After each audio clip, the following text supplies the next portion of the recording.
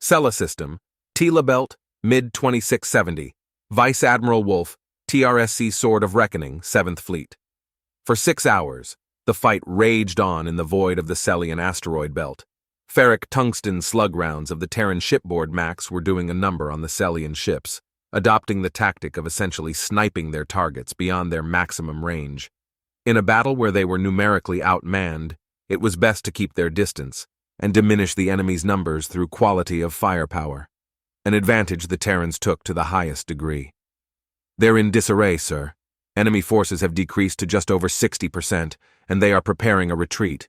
Requesting permission to engage with broadsides," Minerva said, adding to the holographic projection routes and optimal firing angles. "Granted, don't let a single one survive," acknowledged Wolf. The TRSC ships enclosed on their retreating counterparts, firing their Max, deck cannons, and missiles, each one targeted with a designated purpose. During the initial engagement, Minerva's targeting was imperfect for moving targets, and missiles landed on their targets, but didn't deliver a crippling blow. As the battle continued, Minerva's tactical combat programming adapted quickly and overcame her errors, reducing the margin of error from 46% to 5%. A large margin compensated for, but it drastically increased their fleet's lethality. Now, the enemy tried to run. "Target their engines, then strike with a selective missile barrage," ordered Wolf. Minerva nodded, compensating her orders over her assumed network of the fleet as she targeted life support, shield generators, anything that would result in a destructive demise with the least amount of wasted ordnance.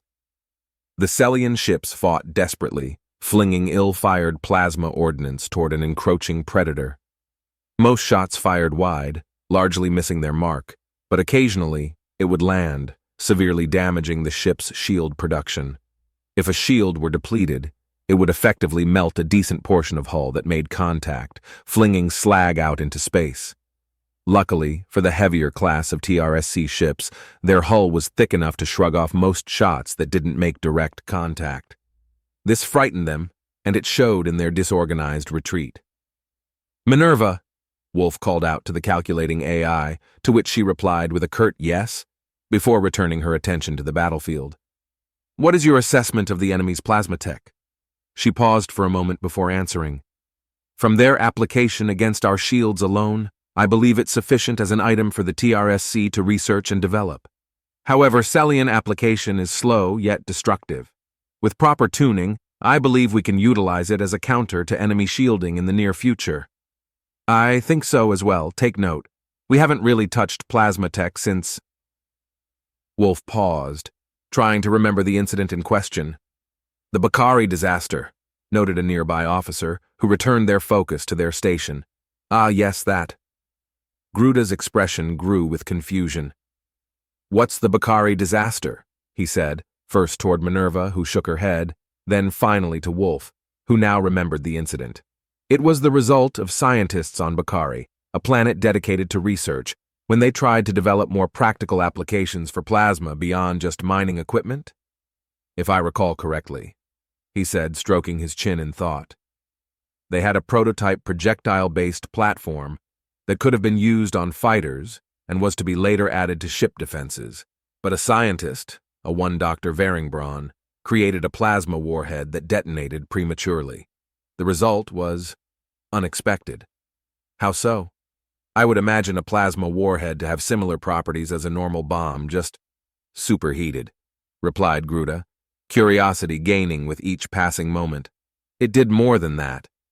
Whatever he did, he turned the entire research sector into glass, and it's surrounded by a perpetual lightning storm. Needless to say, the TRSC halted all projects related to plasma greater than simple mining equipment." Wolf shrugged to his retelling, continuing on with a final note.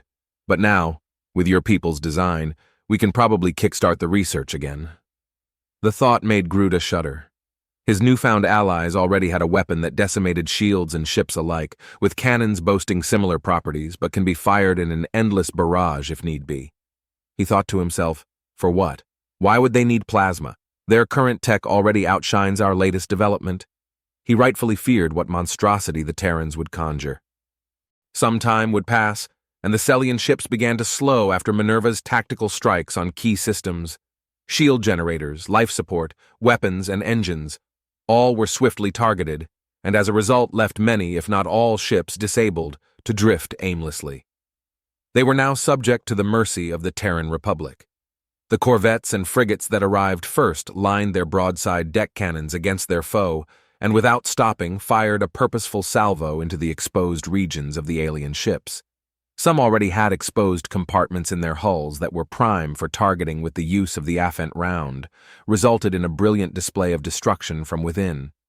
With Minerva's adaptive programming, the pace at which they could destroy their enemy increased, and steadily the enemy force dwindled until a cruiser, a handful of frigates, and a single carrier remained.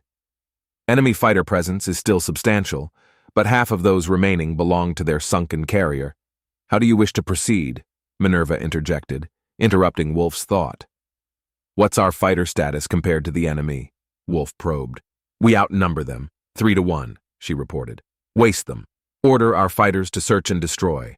I also want a concentrated barrage on the remaining ships. No quarter." Minerva nodded, updating the information in real time to current fighters, as well as the fighters within the two carriers. Like a hive of disturbed hornets, the fighters began their assault. The remaining capital ships of the Celian fleet were heavily crippled, relying on each other for defense. The frigates encircled the carrier and cruiser, along with a web of fighters darting around trying to cover their exposed flanks. It was their last stand, and they knew it. But before TRSC fighters came within range, a call was received from the enemy carrier. "Sir, a call from the carrier. It's Captain Farlow," relayed Minerva, instead of the normal comms officer. Wolf looked at Gruda with a smirk, then turned to Minerva. "Have the fighters cut off their escape route and make sure they're out of the way of the Mac." She nodded, and Wolf turned his gaze to the rear monitor, where it lit up and the look of a distraught Celian was visible. "Well, if it isn't the almighty Celian Navy," Wolf replied in a snide tone. "What would it take for you to spare the rest of my fleet?" Farlow responded despondently, his spirit visibly crushed as it appeared on his face. "No number of pleas will save you or your crew. Have you already forgotten? I requested a bloodless surrender, but you turned me down. You've not only doomed yourself, but your entire fleet. What more is there to discuss?" Farlow hung his head in despair before bringing it back up once again to meet the gaze of Wolf, this time with anger. "You are no more barbaric than the Union," he sighed, lessening his gaze to one accepting of his fate. "Then may I ask that you spare the innocents of Celia and ensure their safety?" Wolf nodded, his face emotionless, yet sincere. "I will offer them what you did not offer to mine, peace. There may be collateral, but it will not be my intention. Then, if we're done here, I bid you farewell." Farlow bowed silently, then cut off the signal. The Celian known as Farlow has ceased communications. "Do I proceed with the attack?" Wolf nodded. "Fire at will." With a syncopated display, bursts of linear light flashed from their ships and into the collective hulls of the Celian ships. It didn't take much for the cannons to make quick work of the remaining ships. The slugs decimated what little shields they had recovered, reducing the ships to nothing but fine debris. Some ships had also lined up perfectly to make for a series of collateral penetration shots for the lucky few ships. As the Celian fleet was reduced one by one, the fighters had begun their last-ditch effort to try to deal any surmountable damage, only to be met by friendly fighter resistance. Wolf had noticed on the tactical table that the enemy fighters had grown fatigued. What should normally be well-executed maneuvers devolved into witless and frightened reactions. Their fighting quality had declined sharply, and Wolf saw fit their swift end. He ordered all friendlies to make quick their execution, as some fighters had taken the liberty to toy with their faltering opponent, a topic he was sure he would need to address later. "Prepare a torpedo for the cruiser and the carrier," ordered Wolf, as the Mac slugs penetrated the lesser-sized Celian combat vessels. "Aye, sir," reported a helmsman. He knew that he could order a Mac salvo at both the cruiser and carrier, but he had opted to try to save as much of that ammo as possible.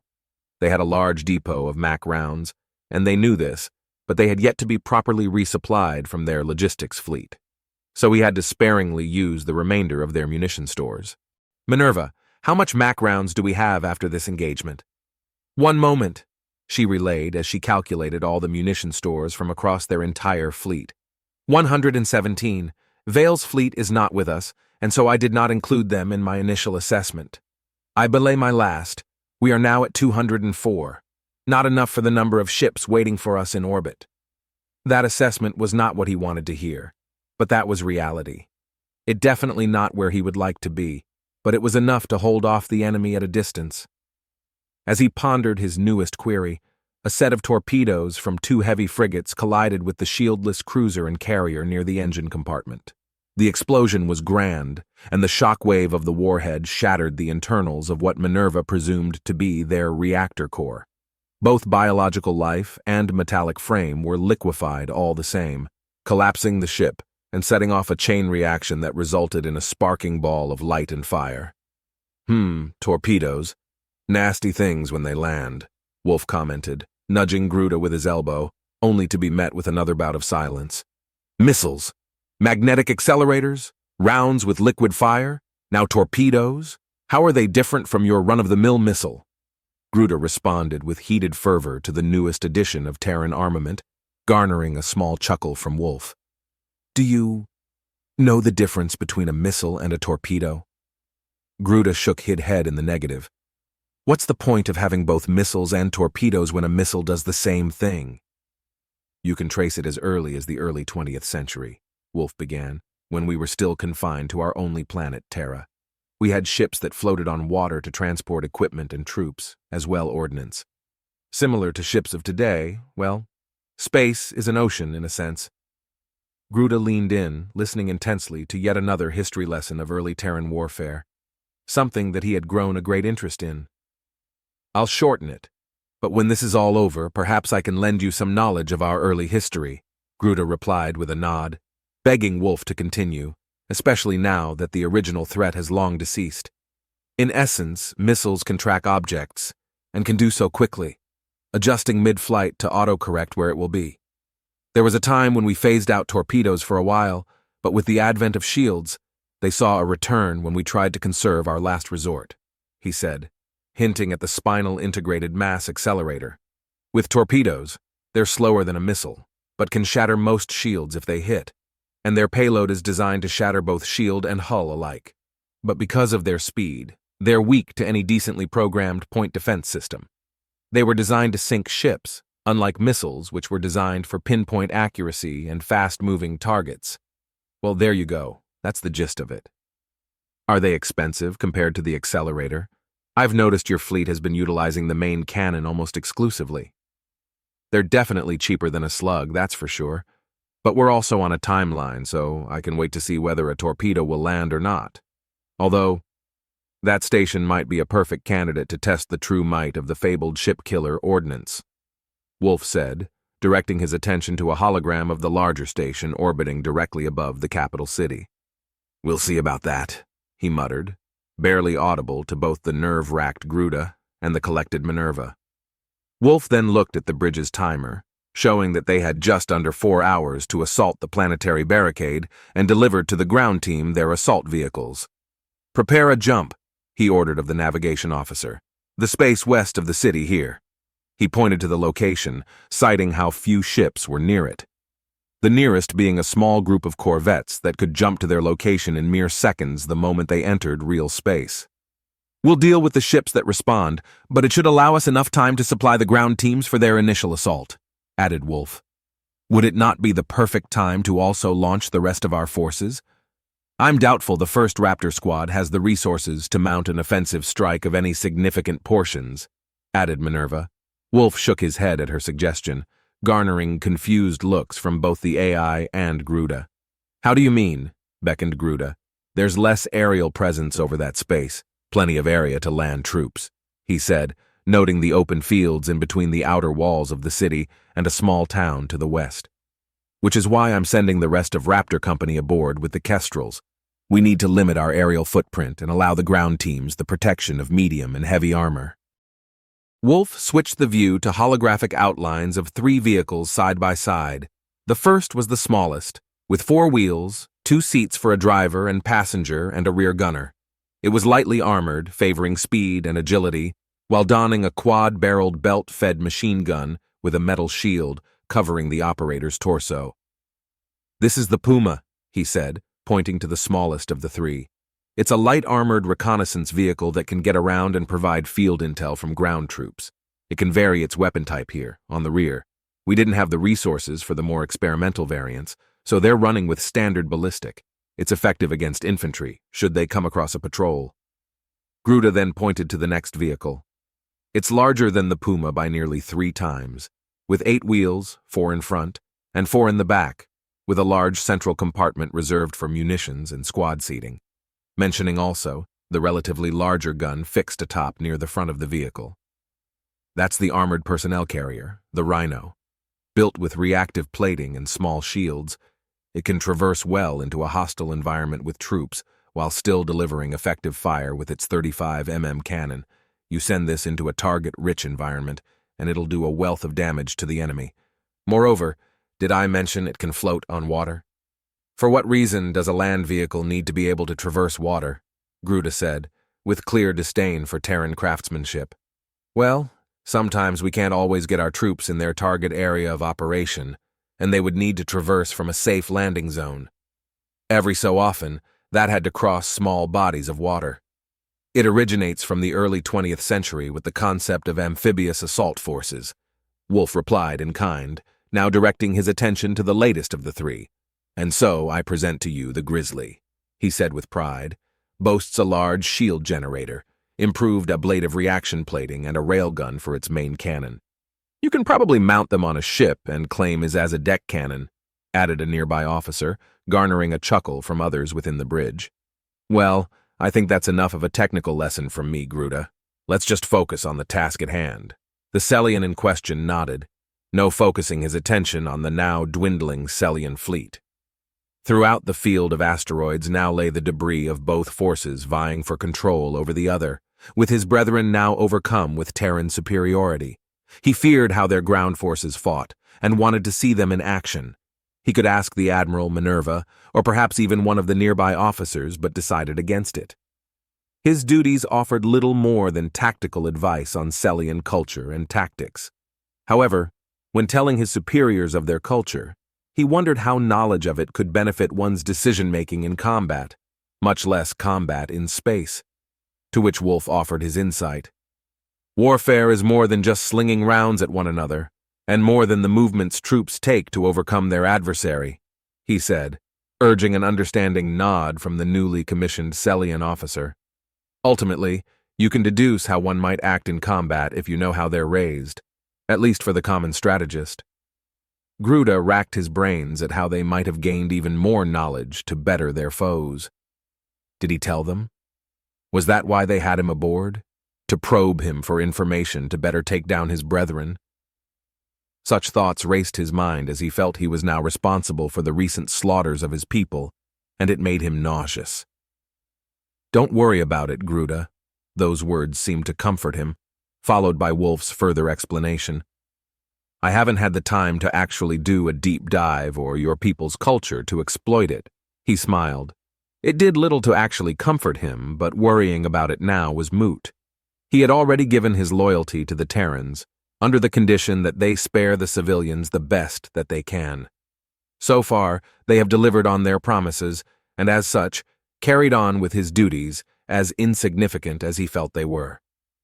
With each rumble of cannon fire, end-expended missile or torpedo, the enemy fleet before them was reduced to nothing. It was a complete Terran victory. The scene before them was now serene as all ships halted firing.